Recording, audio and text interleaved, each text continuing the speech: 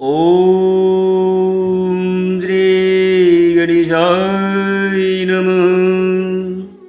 संक्षिप्त श्री पद पुराण भूमि खंड। पितृतीर्थ के प्रसंग में पिप्पल की तपस्या और सुकर्मा की पितृभक्ति का वर्णन। सारस के कहने से पिप्पल का सुकर्मा के पास जाना और सुकर्मा का उन्हें माता पिता की सेवा का महत्व बताना। वैन ने कहा, हे भगवान, आपने सब तीर्थों में उत्तम भार्या तीर्थ का वर्णन तो किया, अब पितरों को तारने वाले पितृ तीर्थ का वर्णन कीजिए। भगवान श्री विष्णु जी ने कहा, परम पुण्यमय कुरुक्षेत्र में कुंडल नाम के एक ब्राह्मण रहते थे। उनके सुयोग्य पुत्र का नाम सुकर्मा था। सुकर्मा के माता और पिता दोनों ही अत्यंत वृद्ध, धर्मज्ञ और शास्त्र वेता थे। सुकर्मा को भी धर्म का पूर्ण ज्ञान था। वे श्रद्धा युक्त होकर बड़ी भक्ति के साथ दिन रात माता पिता की सेवा में लगे रहते थे। उन्होंने माता से ही संपूर्ण वेद और अनेक शास्त्रों का अध्ययन किया। वे पूर्ण रूप से सदाचार का पालन करने वाले जितेंद्रिय और सत्यवादी थे। अपने ही हाथों माता पिता का शरीर दबाते, पैर धोते और उन्हें स्नान भोजन आदि कराते थे। हे राजेंद्र, सुकर्मा स्वभाव से ही भक्ति पूर्वक माता पिता की परिचर्या करते और सदा उन्हीं के ध्यान में लीन रहते थे। उन्हीं दिनों कश्यप कुल में उत्पन्न एक ब्राह्मण थे जो पिप्पल नाम से प्रसिद्ध थे। वे सदा धर्म कर्म में लगे रहते थे और इंद्रिय संयम, पवित्रता तथा मनोनिग्रह से संपन्न थे। एक समय की बात है, वे महामना बुद्धिमान ब्राह्मण दशारण्य में जाकर ज्ञान और शांति के साधन में तत्पर हो तपस्या करने लगे। उनकी तपस्या के प्रभाव से आसपास के समस्त प्राणियों का पारस्परिक वैर विरोध शांत हो गया। वे सब वहां एक पेट से पैदा हुए भाइयों की तरह हिल मिलकर रहते थे। पिप्पल की तपस्या देख मुनियों तथा इंद्र आदि देवताओं को भी बड़ा विस्मय हुआ। देवता कहने लगे, अहो, इस ब्राह्मण की कितनी तीव्र तपस्या है, कैसे मनोनिग्रह है और कितना इंद्रिय संयम है। मन में विकार नहीं, चित्त में द्वेग नहीं, काम क्रोध से रहित हो सर्दी गर्मी और हवाओं का झोंका सहते हुए वे तपस्वी ब्राह्मण पर्वत की भांति अविचल भाव से स्थित रहे। ऐसी अवस्था में पहुंचकर उनका चित्त एकाग्र हो गया। वे ब्रह्म के ध्यान में तन्मय थे। उनका मुख कमल प्रसन्नता से खिल उठा था। वे पत्थर और काट की भांति निश्चेष्ट एवं सुस्थिर दिखाई देते थे। धर्म में उनका अनुराग था, तब से शरीर दुर्बल हो गया था और हृदय में पूर्ण श्रद्धा थी। इस प्रकार उन बुद्धिमान ब्राह्मण को तपस्या करते 1000 वर्ष बीत गए। वहाँ बहुत सी चींटियों ने मिलकर मिट्टी का ढेर लगा दिया। उनके ऊपर बौबी का विशाल मंदिर सा बन गया। काले सांपों ने आकर उनके शरीर को लपेट लिया। भयंकर विष वाले सर्प उन उग्र तेजस्वी ब्राह्मण को डस लेते थे, किंतु जहर उनके शरीर पर गिर जाता था। उनकी त्वचा को भेद कर भीतर नहीं फैलने पाता था। उनके संपर्क में आकर सांप स्वयं ही शांत हो जाते थे। उनकी देह से नाना प्रकार की तेजोमयी लपटें निकलती दिखाई देती थी। पिप्पल मुनि तीनों काल तप में प्रवृत्त रहते थे। वे 3000 वर्षों तक केवल वायु पीकर रह गए। तब देवताओं ने उनके मस्तक पर फूलों की वर्षा की और कहा, हे महाभाग, तुम जिस वस्तु को प्राप्त करना चाहते हो वह सब निश्चय ही प्राप्त होगी। तुम्हें समस्त अभिलषित पदार्थों को देने वाली सिद्धि स्वतः ही प्राप्त हो जाएगी। यह वाक्य सुनकर महामना पिप्पल ने भक्ति पूर्वक मस्तक झुका समस्त देवताओं को प्रणाम किया और बड़े हर्ष में भरकर कहा, हे देवताओं, यह सारा जगत मेरे बस में हो जाए, ऐसा वरदान दीजिए। मैं विद्याधर होना चाहता हूँ। एवमस्तु कहकर देवताओं ने उन ब्राह्मण को अविष्ट वरदान दिया और अपने अपने स्थान को चले गए। हे राजेंद्र, तब से द्विश्रेष्ठ पिपलाद मुनि विद्याधर का पद पा गए और इच्छा अनुसार विचरते हुए सर्वत्र सम्मानित होने लगे। एक दिन महातेजस्वी पिपल ने विचार किया, देवताओं ने मुझे वर दिया है कि संपूर्ण विश्व तुम्हारे बस में हो जाएगा, अतः उसकी परीक्षा करनी चाहिए। यह सोचकर वे उसे आजमाने को तैयार हुए। जिस जिस व्यक्ति को वे मन से चिंतन करते वही उनके बस में हो जाता था। इस प्रकार जब उन्हें देवताओं की बात पर विश्वास हो गया तब वे अहंकार के वशीभूत हो सोचने लगे, मेरे समान श्रेष्ठ पुरुष इस संसार में दूसरा कोई नहीं है।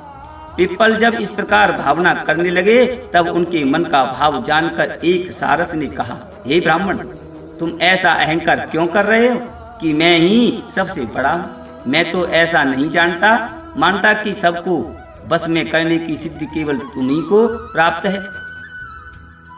पिप्पल ऋषि, हे पिप्पल ऋषि, मेरी समझ में तुम्हारी बुद्धि मूढ़ है। तुम प्राचीन तत्व को नहीं जानते। तुमने 3000 वर्षों तक तप किया है, इसी का तुम्हें गर्व है, फिर भी तुम यहाँ मूढ़ ही रह गए। कुंडल के जो सुकर्मा नामक पुत्र हैं वे विद्वान पुरुष हैं, उनकी बुद्धि उत्तम है। वे अर्वाचीन तथा प्राचीन तत्व को जानते। हे पिप्पल ऋषि, तुम कान खोलकर सुन लो। संसार में सुकर्मा के समान महाज्ञानी दूसरा कोई नहीं है। उन्होंने दान नहीं दिया, ध्यान, होम और यज्ञ आदि कर्म भी कभी नहीं किया। न तीर्थ करने गए, न गुरु की उपासना ही की। वे केवल माता पिता के हितैषी, वेदाध्ययन संपन्न है तथा संपूर्ण शास्त्रों के ज्ञाता है। यद्यपि सुकर्मा अभी बालक है तो भी उन्हें जैसा ज्ञान प्राप्त है वैसा तुम्हें अब तक नहीं हुआ। ऐसी दशा में तुम व्यर्थ ही यह गर्व का बोझ ढो रहे हो। पिप्पल ऋषि बोले, आप कौन हैं जो पक्षी के रूप में आकर इस प्रकार मेरी निंदा कर रहे हैं? इस समय मुझे अर्वाचीन और प्राचीन का स्वरूप पूर्णतः या समझाइए। सारस ने कहा, हे द्विश्रेष्ठ, कुंडल के बालक पुत्र को जैसा ज्ञान प्राप्त है वैसा तुम में नहीं है। यहाँ से जाओ और अर्वाचीन एवं प्राचीन का स्वरूप तथा मेरा परिचय भी उन्हीं से पूछो। वे धर्मात्मा हैं, तुम्हें सारा ज्ञान बतलाएंगे। सारस की यह बात सुनकर विप्रवर पिप्पल मुनि बड़े वेग से कुंडल के आश्रम की ओर गए। वहां पहुंचकर उन्होंने देखा सुकर्मा माता पिता की सेवा में लगे हैं। वे सत्य पराक्रमी महात्मा अपने माता पिता के चरणों के निकट बैठे थे। उनके भीतर बड़ी भक्ति थी।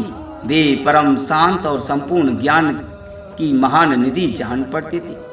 कुंडल कुमार सुकर्मा ने जब पिप्पल को अपने द्वार पर आया देख तब वे आसन छोड़कर तुरंत खड़े हो गए और आगे बढ़कर उनका स्वागत किया। फिर उनको आसन पाद और अर्ध आदि निवेदन करके पूछा, हे महाप्राज्ञ, आप कुशल से तो हैं न? मार्ग में कोई कष्ट तो नहीं हुआ जिस कारण से आपका यहाँ आना हुआ है? वह सब मैं बताता हूँ। हे महाभाग, आपने 3000 वर्षों तक तपस्या करके देवताओं से वरदान प्राप्त किया, सबको बस में करने की शक्ति और इच्छा अनुसार गति पाई है। इससे उन्मत्त हो जाने के कारण आपके मन में गर्व हो गया आया है। तब महात्मा सारस ने आपकी सारी चेष्टा देखकर आपको मेरा नाम बताया और मेरे उत्तम ज्ञान का परिचय दिया। पिप्पल ऋषि ने पूछा, हे ब्राह्मण, नदी के तीर पर जो सारस मिला था जिसने मुझे यह कहकर आपके पास भेजा कि वे सब ज्ञान बता सकती, वह कौन था?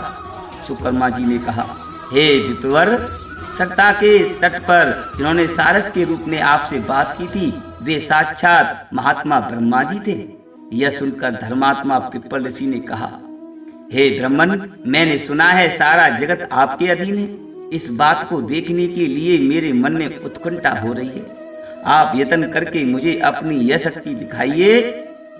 तब सुकर्मा ने पिप्पल को विश्वास दिलाने के लिए देवताओं का स्मरण किया। उनके आह्वान करने पर संपूर्ण देवता वहां आए और सुकर्मा से इस प्रकार बोले, हे ब्राह्मण, तुमने किस लिए हमें याद किया है, इसका कारण बताओ। सुकर्मा जी ने कहा, हे देवगण, विद्याधर पिपल आज मेरे अतिथि हुए हैं। इस बात का प्रमाण चाहते हैं कि संपूर्ण विश्व मेरे बस में कैसे है। इन्हें विश्वास दिलाने के लिए ही मैंने आप लोगों का आह्वान किया है। अब आप अपने अपने स्थान को पधारें। तब देवताओं ने कहा, हे ब्राह्मण, हमारा दर्शन निसफल नहीं होता, तुम्हारा कल्याण हो। तुम्हारे मन को जो रुचिकर प्रतीत हो वही वरदान हमसे मांग लो। तब द्विश्रेष्ठ सुकर्मा ने देवताओं को भक्ति पूर्वक प्रणाम करके यह वरदान मांगा, हे देवी स्वरूप, माता पिता के चरणों में मेरी उत्तम भक्ति सदा सुस्थिर रहे तथा मेरे माता पिता भगवान विष्णु के धाम में पधारे। देवता बोले, हे विप्रवर, तुम माता पिता के भक्त तो हो ही, तुम्हारी उत्तम भक्ति और भी बढ़े। यो कहकर संपूर्ण देवता स्वर्गलोक को चले गए। पिपल ने भी वह महान और अद्भुत कौतुक प्रत्यक्ष देखा। तत्पश्चात उन्होंने कुंडल पुत्र सुकर्मा से कहा, वक्ताओं में श्रेष्ठ परमात्मा का अर्वाचीन और प्राचीन रूप कैसा होता है, दोनों का प्रभाव क्या है, यह बताइए। सुकर्मा जी ने कहा, हे ब्राह्मण, मैं पहले आपको प्राचीन रूप की पहचान बताता हूँ। उसी से इंद्र आदि देवता तथा चराचर जगत मोहित होते हैं। ये जो जगत के स्वामी परमात्मा हैं, वे सब में मौजूद और सर्वव्यापक हैं। उनके रूप को किसी योगी ने भी नहीं देखा है। श्रुति भी ऐसी कहती है कि उनका वर्णन नहीं किया जा सकता। उनके न हाथ हैं, न पैर, न नाक है, न कान और न मुखी है। फिर भी वे तीनों लोकों के निवासियों के सारे कर्म देखा करते हैं। कान न होने पर भी सबकी कही सुनी बातों को सुनते हैं। वे परम शांति प्रदान करने वाले हैं। हाथ न होने पर भी काम करते हैं और पैरों से रहित होने पर भी सब वो दौड़ते हैं। वे व्यापक, निर्मल, सिद्धिदायक और सबके नायक हैं। आकाश स्वरूप और अनंत हैं। व्यास तथा मार्केंडेय उनके स्वरूप को जानते हैं। अब मैं भगवान के अर्वाचीन रूप का वर्णन करूंगा। तुम एकाग्रचित होकर सुनो। जिस समय संपूर्ण भूतों के आत्मा प्रजापति ब्रह्मा जी स्वयं ही सबका संहार करके श्री भगवान के स्वरूप में स्थित होते हैं और भगवान श्री जनार्दन उन्हें अपने में लीन करके पानी के भीतर शेष नाग की सैया पर दीर्घ काल तक अकेले सोए रहते हैं। उस समय की बात है, महामुनि मार्केंडेय जी जल और अंधकार से व्याकुल हो इधर उधर भटक रहे थे। उन्होंने देखा सर्वव्यापी ईश्वर शेष नाग की सैया पर सो रहे हैं। उनका तेज करोड़ों सूर्यों के समान जान पड़ता है। वे दिव्य आभूषण, दिव्य माला और दिव्य वस्त्र धारण किए योग निद्रा में स्थित हैं। उनका श्री विग्रह बड़ा ही कमनीय है। उनके हाथों में शंख, चक्र और गदा विराजमान है। उनके पास ही उन्होंने एक विशाल काय स्त्री देखी जो काली अंजन राशि के समान थी। उनका रूप बड़ा भयंकर था। उसने मुनिश्रेष्ठ मार्केंडेय जी से कहा, हे महामुनु, डरो मत। तब उन योगीश्वर ने पूछा, हे देवी, तुम कौन हो? मुनि के इस प्रकार पूछने पर देवी ने बड़े आदर के साथ कहा, हे ब्राह्मण, जो शेष नाग की सैया पर सो रहे हैं वे भगवान श्री विष्णु हैं। मैं उन्हीं की वैष्णवी शक्ति काल रात्रि हूँ। हे पिपल जी, यूं कहकर वह देवी अंतर ध्यान हो गई। उसके चले जाने पर श्री मार्केंडेय जी ने देखा भगवान की नाभि से एक कमल प्रकट हुआ जिसकी कांति स्वर्ण के समान थी। उसी से महातेजस्वी लोक पितामह ब्रह्मा जी उत्पन्न हुए। फिर ब्रह्मा जी से समस्त चराचर प्राणी, इंद्राद, लोकपाल तथा अग्नि आदि देवताओं का जन्म हुआ। इस प्रकार मैंने यह अर्वाचीन का स्वरूप बतलाया है। अर्वाचीन रूप शरीरधारी है और प्राचीन रूप शरीर रहित है। अतः ब्रह्मा आदि संपूर्ण देवता अर्वाचीन हैं। ये लोग भी जो तीनों भुवनों में स्थित हैं अर्वाचीन ही माने गए। हे विद्याधर, मोक्ष रूप जो परम स्थान है, जिसे पर ब्रह्म कहते हैं, जो अव्यक्त अक्षर अंश स्वरूप शुद्ध और सिद्धि युक्त है, वही प्राचीन है। इस प्रकार तुम्हारे सामने प्राचीन स्वरूप का वर्णन किया गया। विद्याधर ने पूछा, हे सुब्रत, आप अर्वाचीन और प्राचीन स्वरूप के विद्वान हैं। तीनों लोकों का उत्तम ज्ञान आप में वर्तमान है, फिर भी मैं आप में तपस्या की पराकाष्ठा नहीं देखता। ऐसी दशा में आपके इस प्रभाव का क्या कारण है? कैसे आपको सब बातों का ज्ञान प्राप्त हुआ?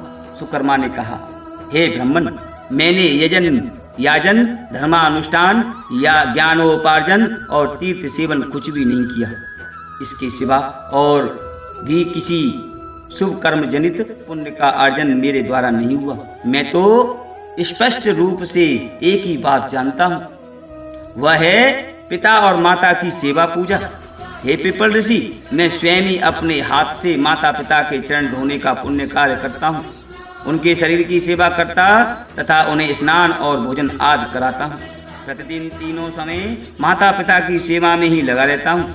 जब तक मेरे माता पिता जीवित हैं, तब तक मुझे यह अतुलनीय लाभ मिल रहा है कि तीनों समय मैं शुद्ध भाव से मन लगाकर इन दोनों की पूजा करता हूँ। हे पिपल ऋषि, मुझे दूसरी तपस्या से क्या कर लेना? दूसरी तपस्या से क्या लेना है? तीर्थ यात्रा तथा अन्य पुण्य कर्मों से क्या प्रयोजन है? विद्वान पुरुष संपूर्ण यज्ञों का अनुष्ठान करके जिस फल को प्राप्त करते हैं, वही मैंने पिता माता की सेवा से पा लिया है। जहाँ माता पिता रहते हों, वही पुत्र के लिए गंगा, गया और पुष्कर तीर्थ है। इसमें तनिक भी संदेह नहीं है। माता पिता की सेवा से पुत्र के पास अनन्याय पवित्र तीर्थ भी स्वयं ही पहुँच जाते हैं। जो पुत्र माता पिता के जीते जी उनकी सेवा करता है, उसके ऊपर देवता तथा पुण्यात्मा महर्षि प्रसन्न होते हैं। पिता की सेवा से तीनों लोग संतुष्ट हो जाते हैं। जो पुत्र प्रतिदिन माता पिता के चरण पखारता है, उसे नित्य प्रति गंगा स्नान का फल प्राप्त मिलता है।